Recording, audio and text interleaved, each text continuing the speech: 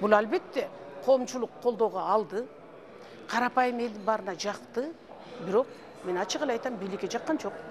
Ошон үчүн 3 депутат 9 ай жатып, 14 айынан акыры мандатынан ажырады. Ал эмес ошолордуго туура мыйзамдуу өкүм чыгарган 2 судья дагы бүгүнкү күндө ишинен ажырап отурат. Мен айтат элем, бул нерсе убактылуу нерсе. Баары бир мезгил алмашат, доор алмашат дегенде бүгүн болбосо эртең болбосо бүрсү күнү булар өз баасын алат.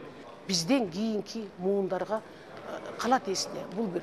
Ошол тарыхта ошол 2 судья ушул биринчи жолу сот системасындагы акыйкат өкүм чыгарган судьялар деген чоң тамга менен жазылып калат.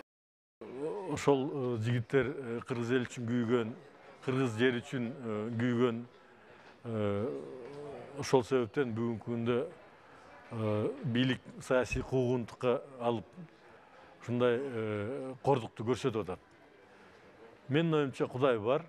Мунун баарысын убагында ордуна келет. Эл дагы бул жигиттерди көтөрүп алат. Канчалык бийлик аны уккусу келбесе дагы бул өзү тарыхый факт болуп калды. Эми үчүн дегенде алар ошол маселени көтөрүп беришти. Алардын эмгеги убагында туура баланат деп эсептейм мен. 9 ай кармап жатышты дагы, андан кийин экинчи стадиядан жанакы соттор баягы өзүнүн жүрөгү менен карап туруп, жанакы 2 сотубуз бул кыргыздын патриот жигиттери экен. Баягы жүрөгүнөн карап туруп, булардын эч күнөөсү жок экен деп туруп, буларды актап ийди. Бирок аягында барып туруп, баягы эле сот системасы дагы эле баягы бийликтин телефондук звоногу менен, кысымы менен баары буларды мыйзамсыз кечти. Тарых тазалайт, Кудай буйруса, бул жигиттер Кыргыз элинин алдында, Кыргызстандын алдында булар таза.